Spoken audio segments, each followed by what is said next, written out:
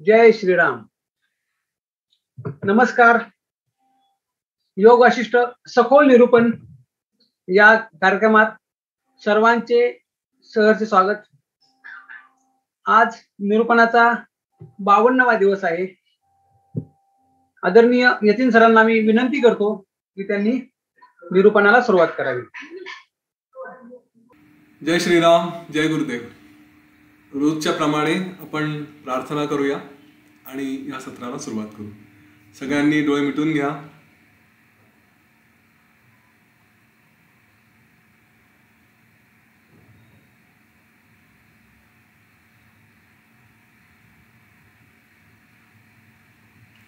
हात जोडूया.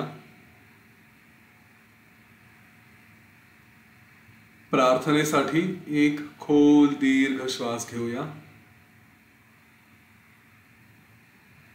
गुरुर्ब्रह्मा गुरुर्विष्णु गुरुर्देवो महेश्वरः गुरुः साक्षात् परं ब्रह्म तस्मै श्री गुरवे नमः.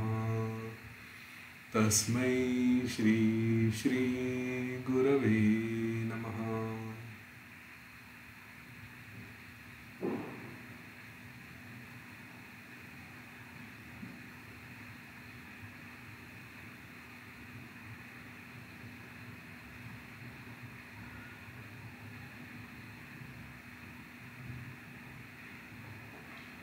हळूवार डोळे उघडूया.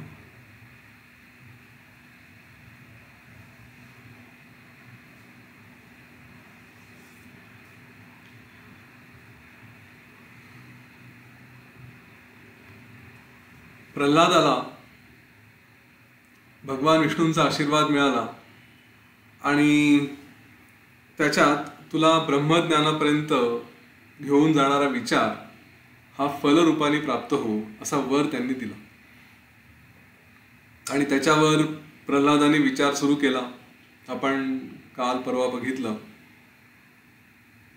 की स्वतःचं अस्तित्व काय आहे, मी कुठे आहे, मी कोण आहे, हे सगळं शोधत शोधत शेवटी त्याला असं लक्षात आलं की मीच तो अनादि अनंत, मीच अजन्मा, मीच अज, अशी स्वतःची ओळख त्याला पटली.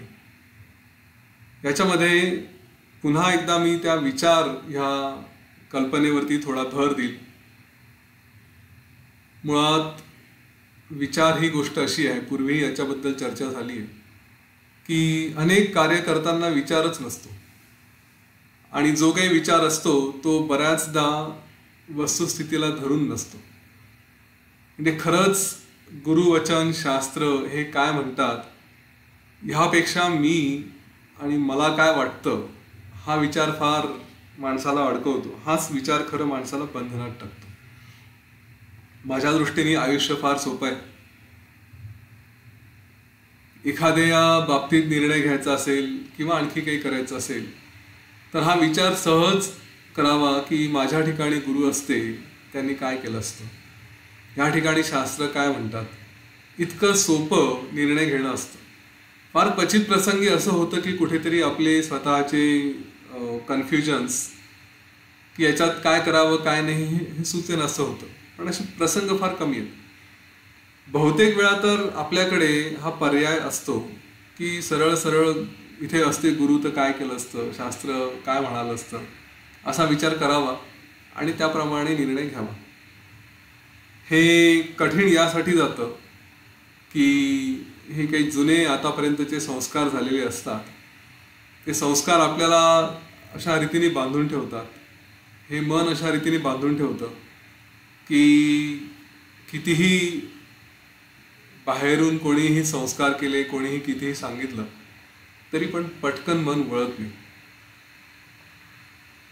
तर हा विचार पुढे प्रल्हादाने सुरू ठेवला आणि त्यांनी स्वतःलाच उपदेश करायला सुरुवात केली की हा जो कोणी मी बद्धात्मा आहे, जो बांधलेला आहे, आत्मा आहे परंतु बांधल्यासारखा राहतो, तर तो तसा का आहे, त्यांनी काय करायला हवं, असा सुंदर उपदेश प्रल्हादाने स्वतःला केलाय.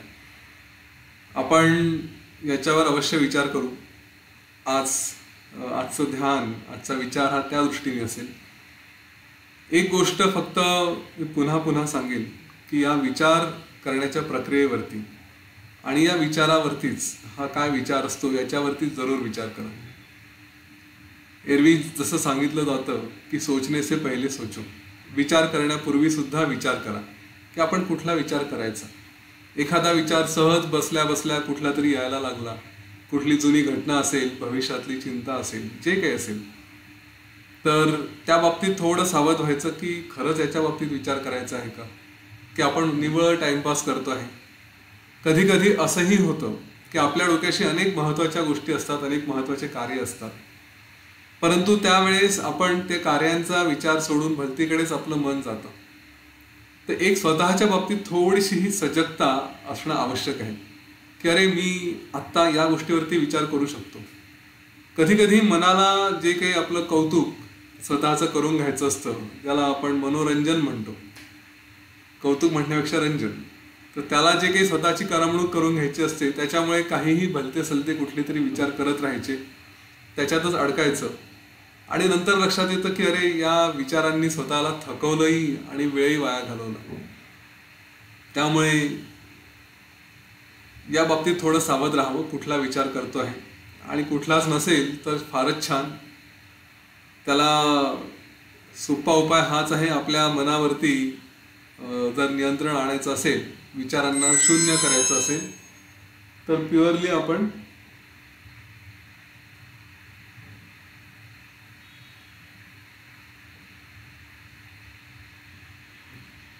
तर शांतपणे फक्त आपल्या श्वासावरती लक्ष ठेवावं. शक्य असेल तर मंत्र त्या श्वासासोबत जोडायचा.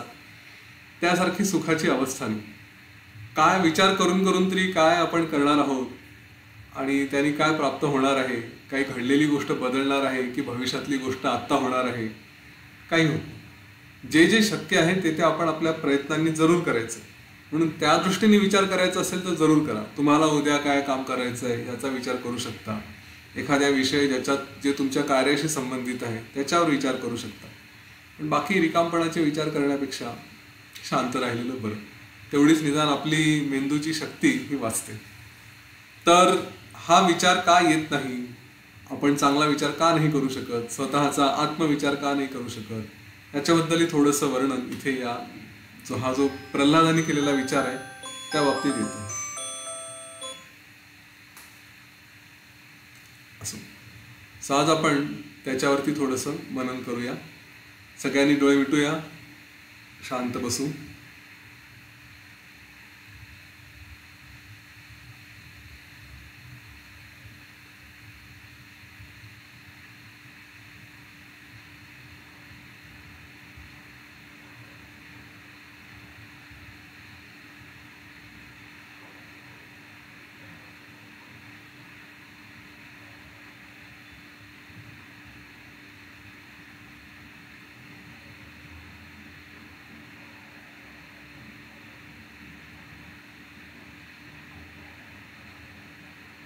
प्रथम श्री गणेशाचं स्मरण करू. हा विघ्नहर्ता आपल्या या विचारांमध्ये, ह्या कार्यामध्ये, ही जी काही साधना आहे हिच्यात जे कुठले विघ्न येऊ शकतात त्यांना दूर करू. त्याच्यासारखीच स्थिर बुद्धी,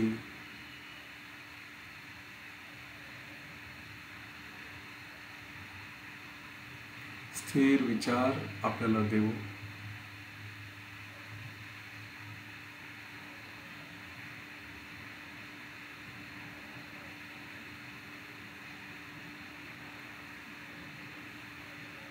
आपल्या गुरूंचं स्मरण करूया.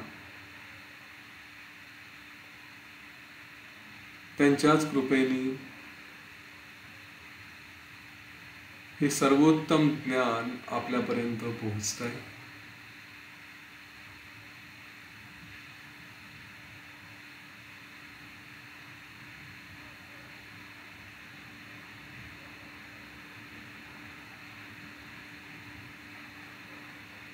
त्यांनी आपल्या सोबत राहावं,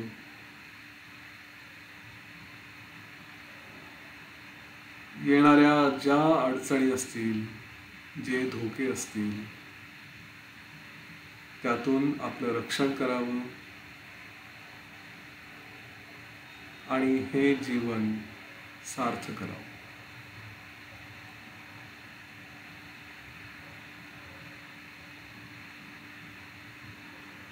संपूर्ण लक्ष आपल्या श्वासावर घेऊन जाऊ.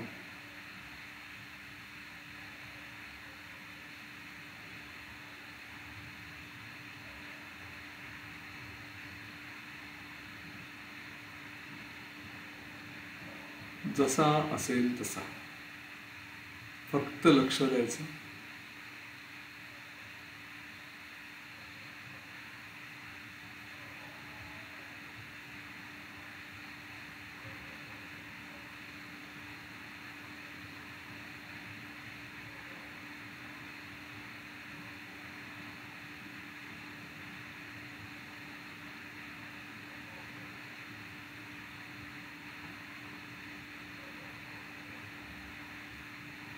मी माझ्या स्वरूपाबद्दल विचार करतो आहे.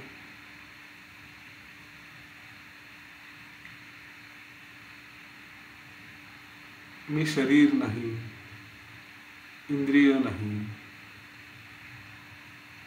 मन नाही, बुद्धी नाही, अहंकार नाही, चित्त नाही.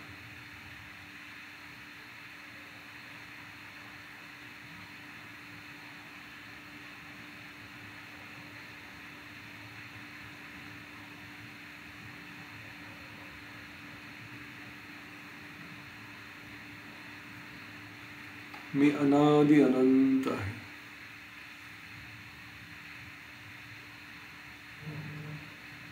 मीच ते चैतन्य.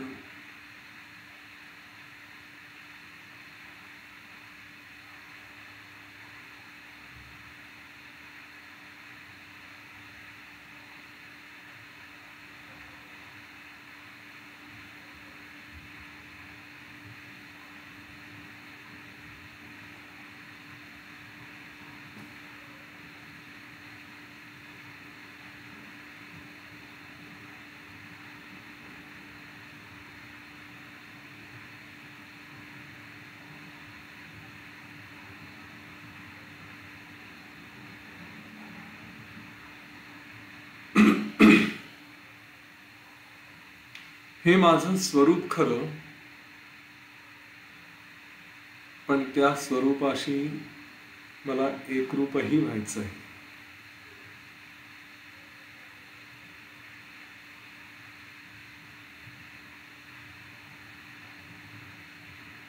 मी कोण हे कळलं, पण तो मी व्हायचा आहे.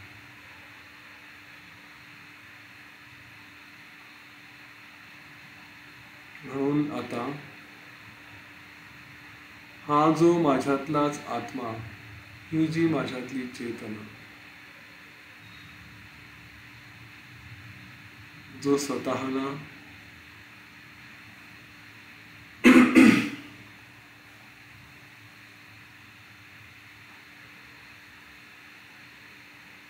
बांधून घेतो, त्याला पुन्हा एकदा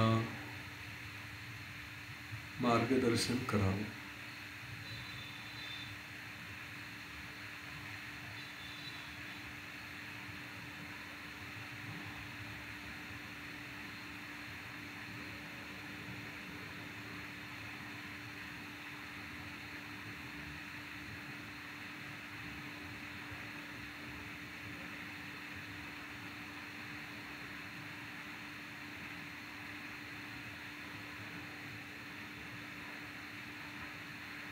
हे माझ्यातल्या बांधल्या गेलेल्या आत्मा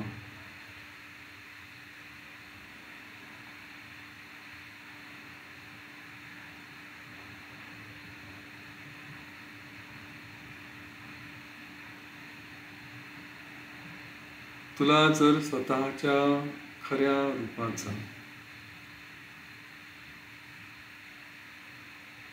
अतिशय आनंदमय पूर्ण रूप अशा स्वतःचा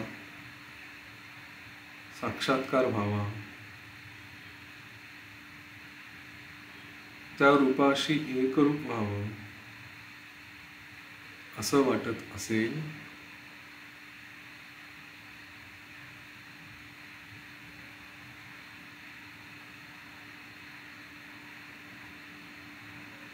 तर तुझ्यातली क्रूरता, तुझ्यातला अभिमान, तुझ्यातला क्रोध, ह्या सगळ्यांचा त्याग कर.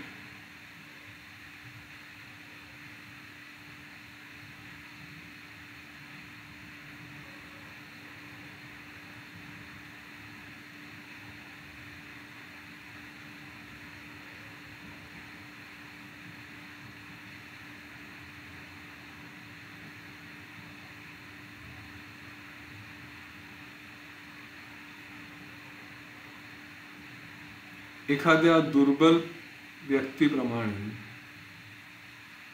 ह्या अवगुणांना बळी पडू नको.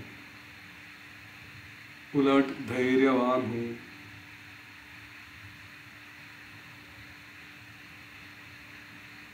आणि यांच्या तावडीत सापडू नको. त्यांच्यावर विजय मिळव.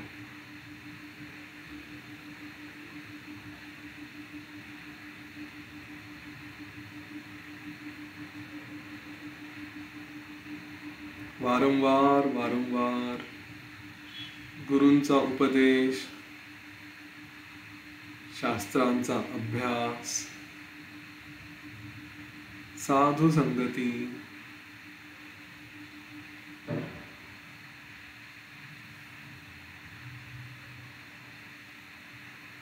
अशात राहिल्याने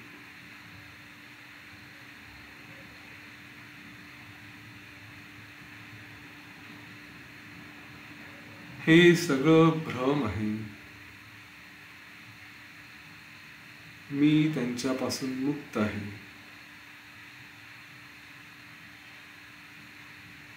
अशी भावना तुला ठेवता येईल.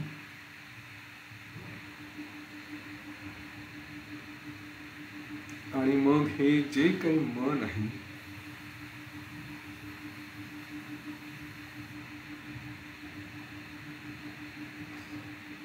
ते दृश्य विचारांपासून जे काही दिसतंय, ज्यांचा अनुभव येतोय, त्यांच्यापासून आणि त्या अनुभवातून येणाऱ्या सुखदुःखांपासून स्वतःला वाचवू शकेल.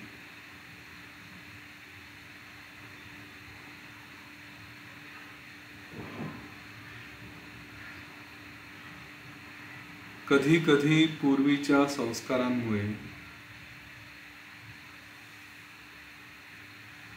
मन इकडे तिकडे जाऊ शकेल.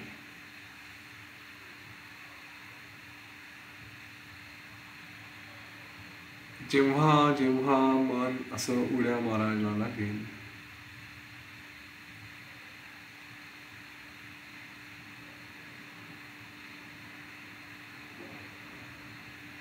तेव्हा आठव की पूर्वी याच्याच नादाला लागून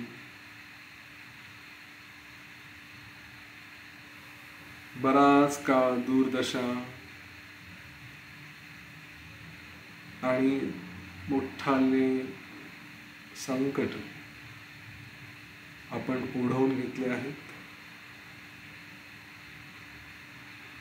ह्याचं स्मरण कर.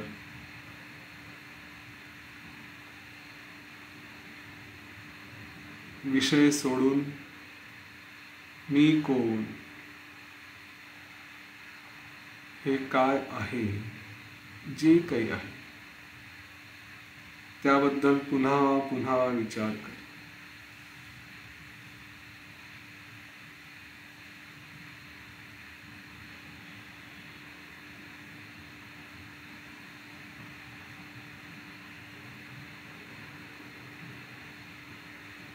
एखाद्या मूर्खासारखं त्याच त्या चक्रात अडकणं, तेच ते अनुभव घेणं, ह्यापेक्षा जास्तीत जास्त काळ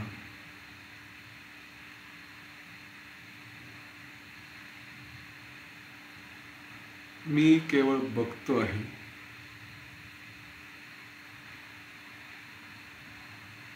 ही भावना ठेवून ध्यान धारणेत राहून सगळीकडे त्या एकाच आत्म्याची भावना कर.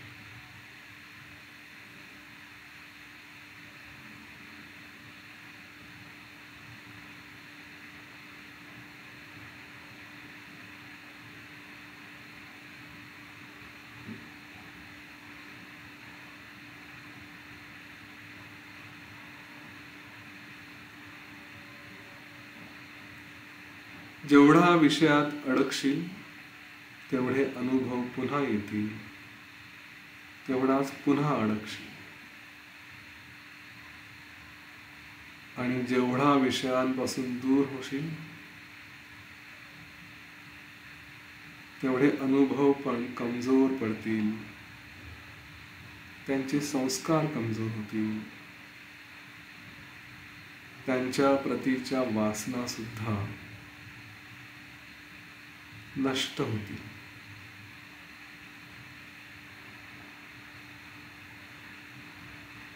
सगळ्या वासना नष्ट झाल्या की कुठले विचारही येणं बंद होतं. कशाचा विचार येणार?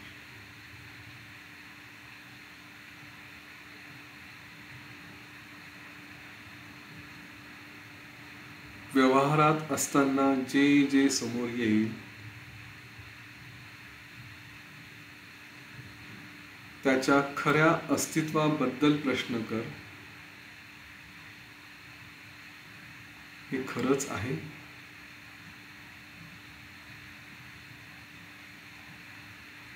हा नुसता प्रश्न सुद्धा मनावर कुठलेही संस्कार होऊ देणार नाही.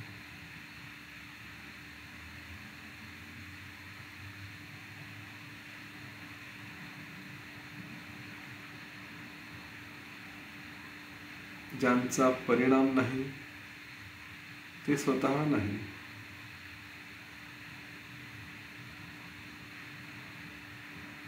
अशा स्थितीत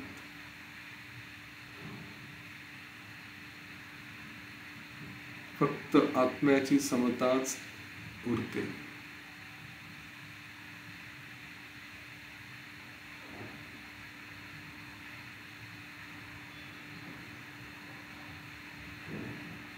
मी कोण आणि हे जे काही अनुभवाला येतं ते काय, असा विचार केल्यावर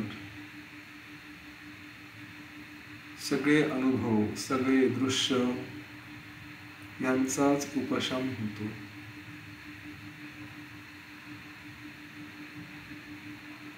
आणि त्यावेळेस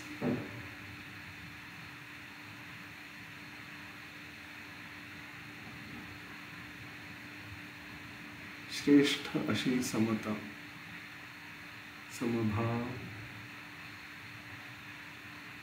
तोच उरतो, त्यालाच मोक्ष म्हणतात.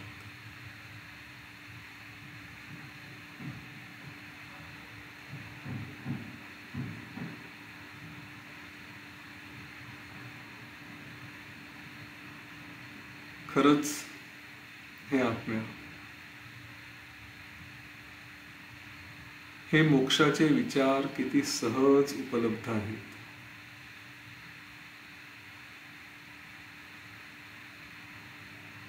आणि अगदी स्पष्ट आहेत.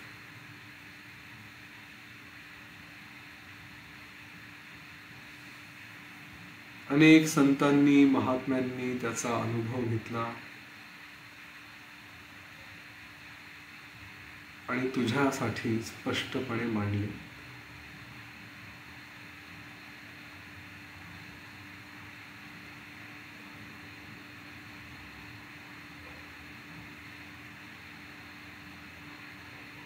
अज्ञानी लोक या सिद्धांतांकडे लक्ष न देता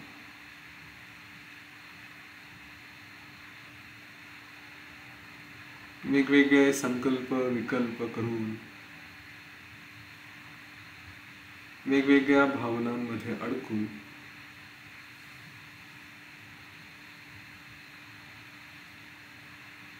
मोहजालांमध्ये अडकतात.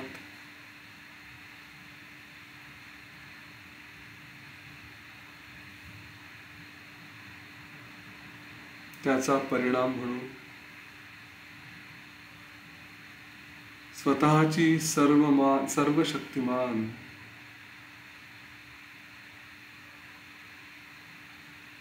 सर्वव्यापक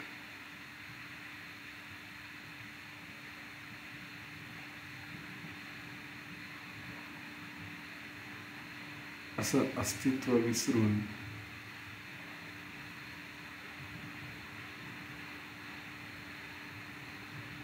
एखाद्या क्षुद्र कीटकासारखे झाले आहेत.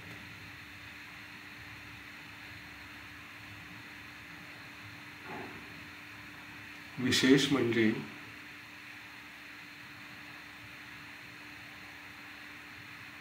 ते किड्यासारखं जीवन सुद्धा त्यांना आनंदमयच वाटतं.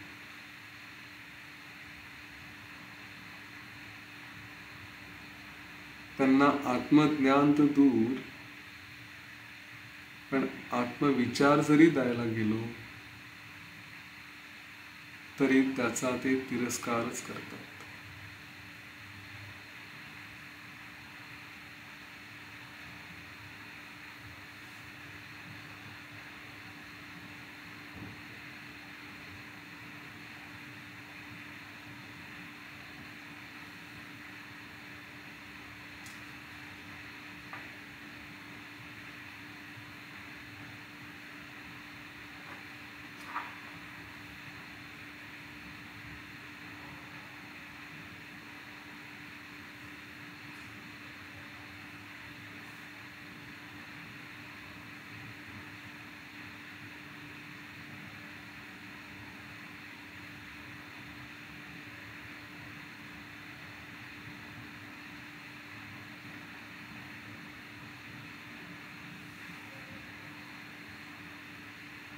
हे आत्मदेवा,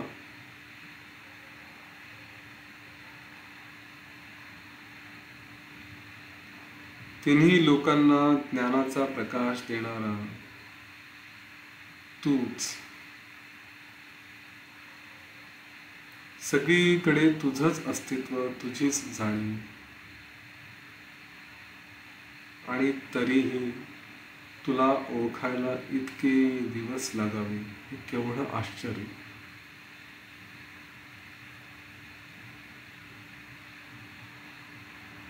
परंतु उशिरा का होईना मला तुझी ओळख झाली आहे.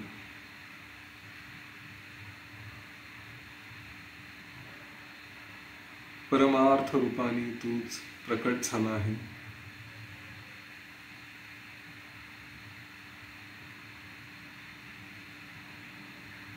हे आत्मदेवा,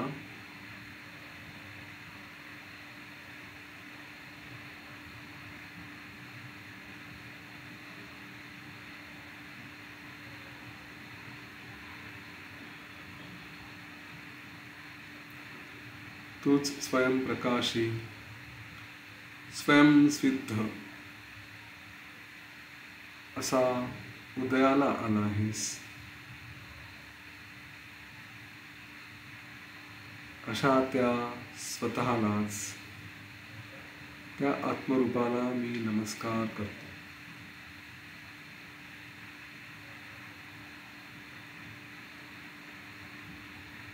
हे आत्मदेवा,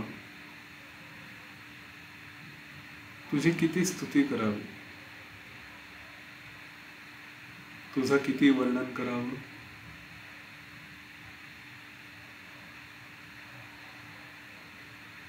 सगळ्या इंद्रियांना कार्याला लावून स्वतः स्वस्थ बसतोस.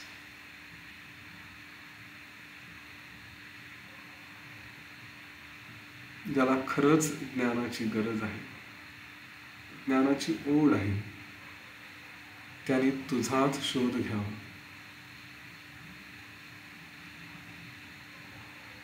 तुझीच स्तुती करावी, तुझंच ध्यान करावं.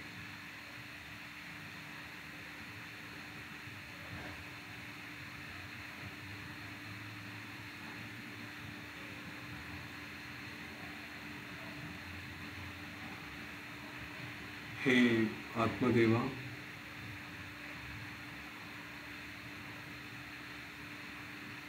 तुला प्राप्त करणं अतिशय सोपं, सुलभ असं आहे.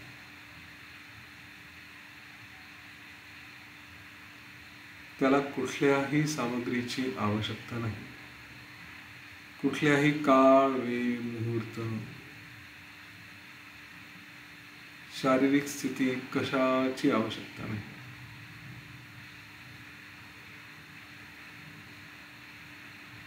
केवळ तुझं स्मरण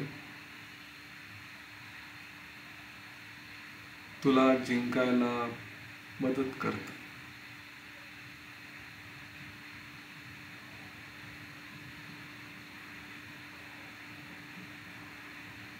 तू तर माझ्या हृदयातच आहे.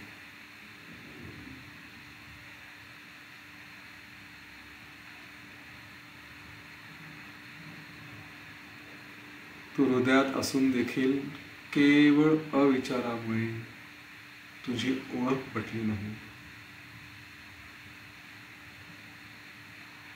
परंतु मला विचारांचा आशीर्वाद मिळाला. त्याच्या माध्यमातून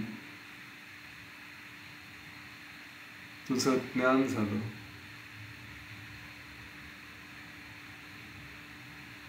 आणि त्याचा परमानंद झाला.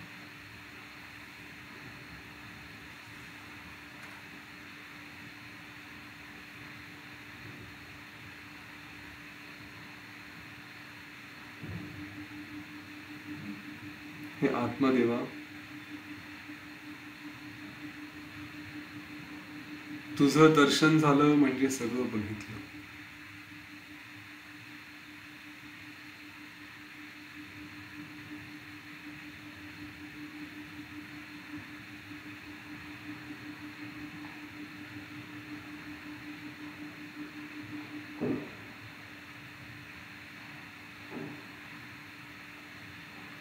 हे आत्मदेवा,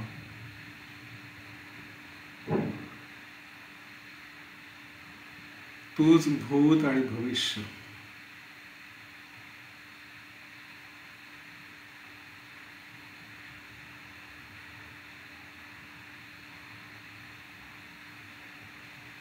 तूच सगळीकडे स्थित आहे आणि तुझ्याशी मी एकरूप झालो आहे.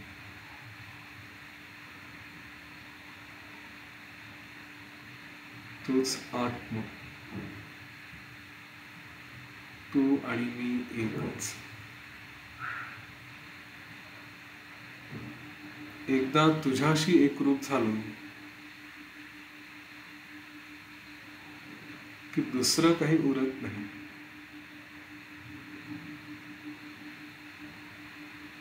म्हणजे दुसरं काही नाहीच.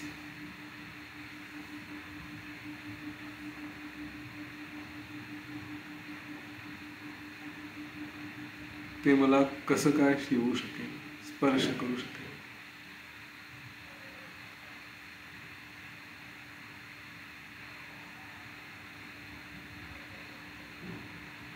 तुझ्याशी एकरूप असल्यावर इतर कुठल्याही कल्पना येत नाही. म्हणून माझं स्वरूप फक्त आत्मरूप.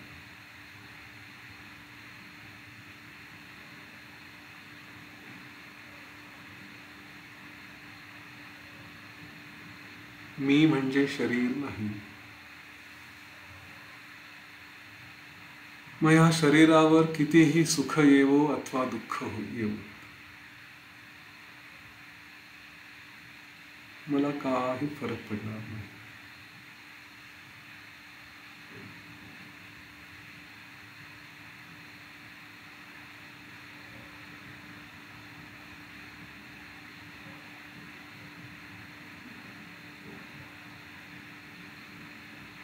जे काही मन मन म्हटलं जातं,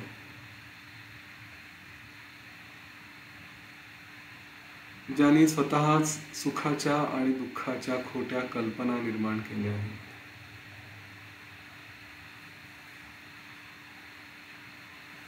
ते मी आत्मरूप झाल्यावर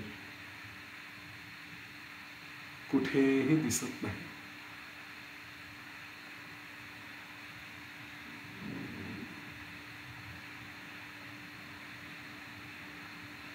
बरं, त्याचा नाश झाला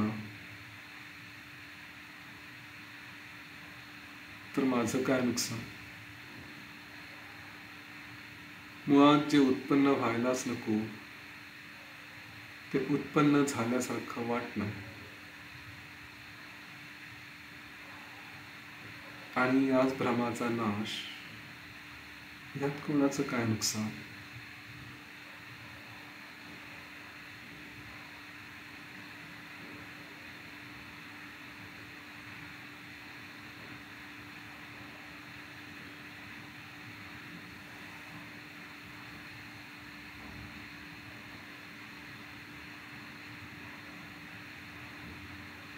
जे काही अनुभव आहेत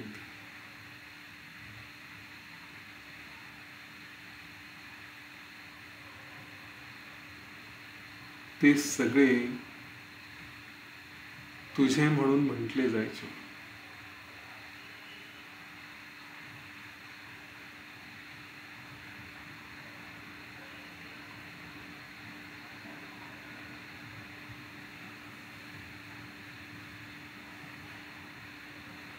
आनंदाचा अनुभव घेणारा एक, परिणाम दुसऱ्यावर,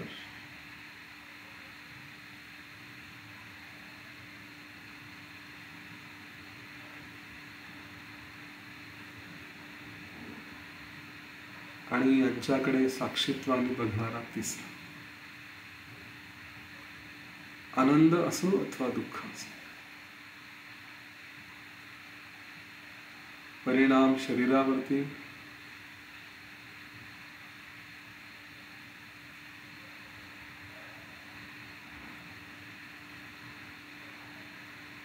भोग भोगणारा जीव,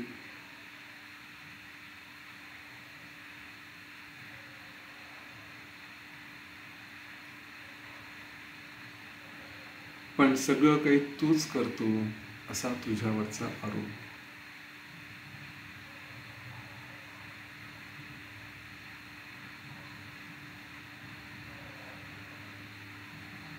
काही असो, तू आणि मी एक करू.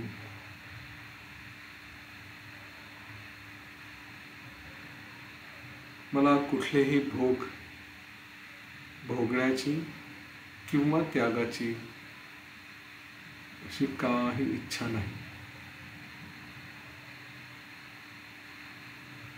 माझ्या ज्या काही वासना येतात त्यांच्याकडेही मी दुर्लक्षच करतो.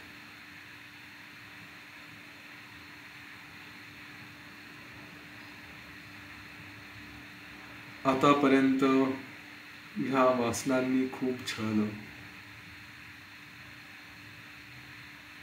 पण आता भगवान विष्णूंच्या कृपेने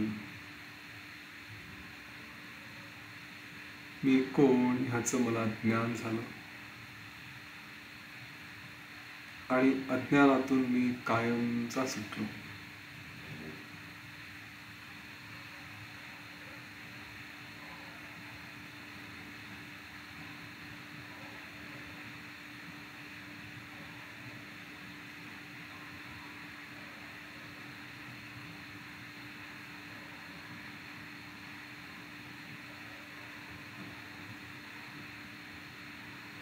आता मी शांत, स्वस्थ, प्रफुल्लित झालो आहे, आनंदी झालो आहे.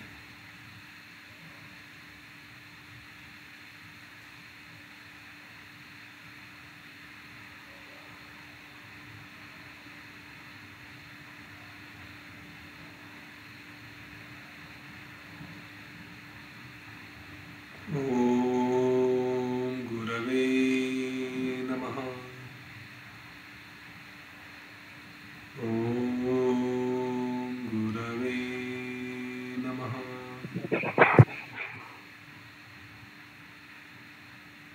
ओम गुरवे नमः.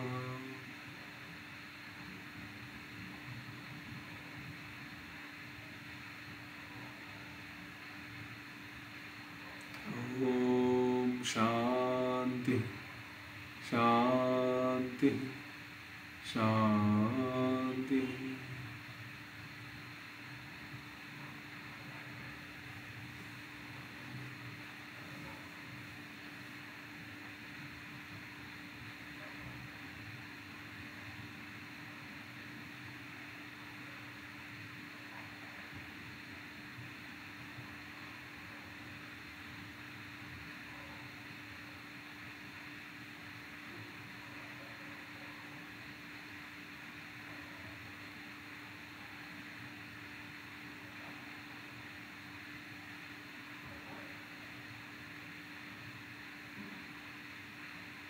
एक खोल दीर्घ श्वास घ्या आणि सोडून द्या.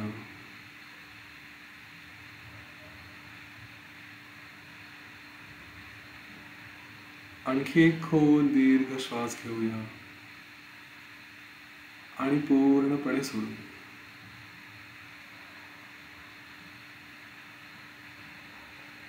स्वतःच्या शरीराप्रती सचेत हो.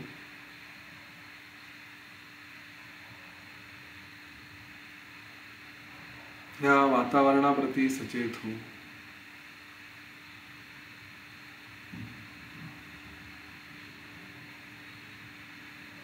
आणि हळूवार आपले डोळे उघडूया.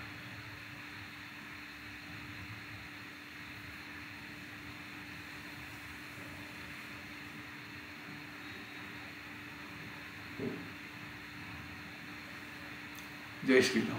जय गुरुदेव.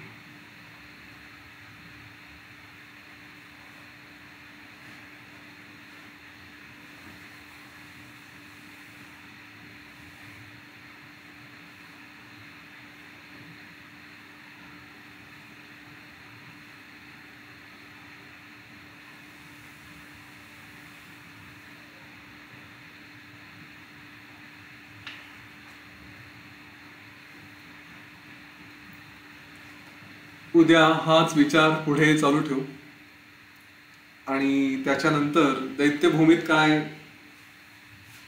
परिस्थिती निर्माण झाली, पुढे प्रल्हादाचं काय झालं, हे सगळं आपण उद्याच्या सत्रांमध्ये बघू.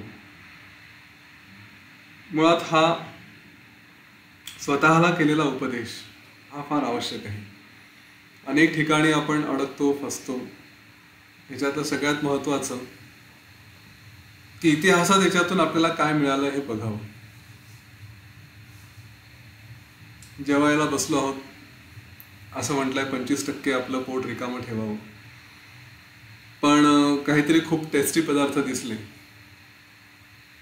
तर स्वतःला बजावता आलं पाहिजे की पूर्वीही खाल्लेलं आहे आणि ताणून खाल्लं आहे आणि त्याचे दुष्परिणाम भोगावे लागले आहेत. बरं, काही खूप आनंद मिळाला अशातलाही प्रकार नाही. पुढच्या जेवण झाल्यानंतर 10-15 मिनिटात तो आनंद बाजूला पडला आणि हा जो काही आनंद आनंद म्हणतो तो सुद्धा आपल्या आतमध्येच असतो. त्यामुळे स्वतःला आवरता आलं पाहिजे. जेवण हे एक उदाहरण आहे. ज्या कुठल्या वासना पुरवायच्या असतील तेव्हा स्वतःला एवढं सावध करता यावं की पूर्वी पण हे केलं आहे आणि कदाचित अनेक जन्म केलेला आहे, त्यामुळे आता पुरे. आता शास्त्रानुसार गुरुवचनानुसार वागायचं. जे काही शम हा जो प्रकार आहे की कुठल्याही गोष्टींनी आपण विचलित होणार नाही, ते आणण्यासाठी हा आत्मउपदेश फार आवश्यक आहे. एकदा हा उपदेश करायला लागलो, स्वतःला समजवायला लागलो आणि त्यातल्या त्यात हे की हे पूर्वी अनुभवलं आहे, त्याच्यामुळे थोडा सावध हो, तर मन सहज भरकटणार नाही. ह्याच्यात एक फार महत्त्वाची गोष्ट या आजच्या ध्यानात, आजच्या विचारात आली आहे, ती म्हणजे पुन्हा संस्कारांची. एकदा का त्याच्यात अडकलो तर कुठेही जाताना पहिल्यांदा हे सांगायचं, कुठलाही अनुभव घेताना, कुठल्याही वासनांची पूर्ती करताना, कुठल्याही इच्छा पूर्ण करताना, की त्या पूर्ण करताना त्याच्या मागे मी वासनेमुळे जातो आहे की कर्तव्यामुळे जातो आहे.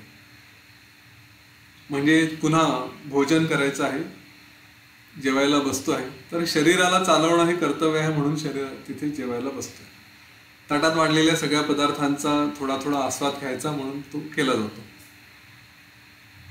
आता त्याच्या पलीकडे जर वासना आली नाही, आणखी घेऊ, हे पाहिजे ते पाहिजे, तर लक्षात ठेवा त्या मनाला स्वतःला हे सांगता यायला हवं की जर याच्या मागे लागला तर मिळालं काहीच नाही, पूर्वी त्रास झालेला आहे आणि जेव्हा केव्हा असं वाटलं होतं आनंद मिळाला, तो काही खूप टिकला नाही, परंतु त्यांनी संस्कार मात्र निर्माण केले आणि त्यामुळे कमीत कमी जे आपण रिकामं व्हायला पाहिजे, आपलं मन पूर्णपणे शून्यत्वाकडे जायला हवं, त्याच्याऐवजी आपण त्यामध्ये विचारांची, संस्कारांची भर घालतोय.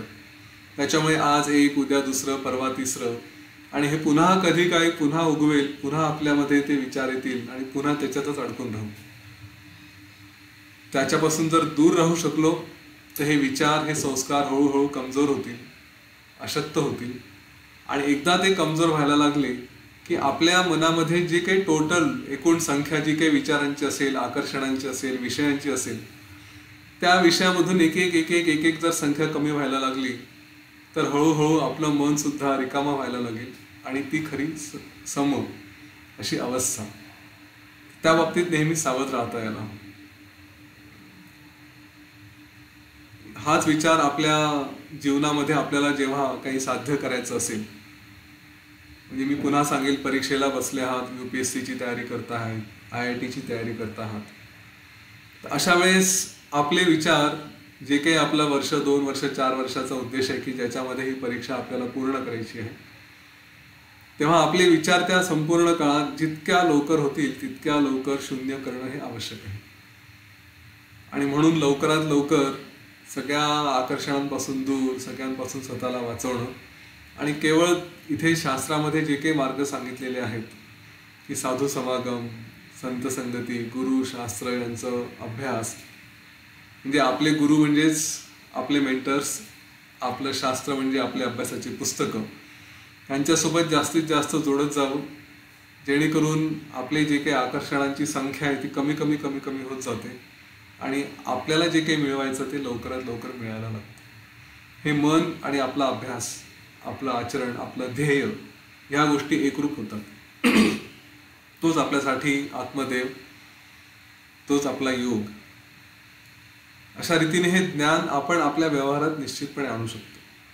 वयाच्या एका विशिष्ट आयुष्याच्या एका विशिष्ट वयानंतर हे विरक्ती येणं, नको त्या गोष्टींमध्ये अडकणं, हेही सोडता यायला हवं. आपलं वय 70, 75, 80 किती जे काही असेल ते, पण त्याच्यामध्ये या सगळ्या गोष्टींपासून स्वतःला दूर करत करत जायचं. आयुष्याचा आनंद जो आहे, हा आनंद जो म्हणतो तो आतच आहे. मी मागेही सांगितलं की गुलाबजाम खाल्ला किंवा न खाल्ला, आनंद घेण्याची शक्ती माझ्यामध्ये आहे. तर गुलाबजाम काय आनंद देणार, कारण अनुभव तर माझा आहे ना, आतमध्ये आहे. त्याच्यामुळे या आनंदासोबत स्वतःला ठेवायला शिकणं हे फार आवश्यक आहे. तर असो, हा अभ्यास करत राहू, आपल्या आत्मदेवाला समजवत राहू, नको तिकडे फसू नको आणि स्वतःमध्ये राहा, स्वतःचाच आनंद घेत राहा. जो काही व्यवहार ठेवायचा आहे तो ठेवायचा, कुठल्या गोष्टींची उपेक्षाही करायची नाही आणि कुठल्या गोष्टींचा तिरस्कारही करायचा. ठीक आहे, चल आज थांबूया, उद्या पुन्हा भेटू. जय श्रीराम, जय गुरुदेव.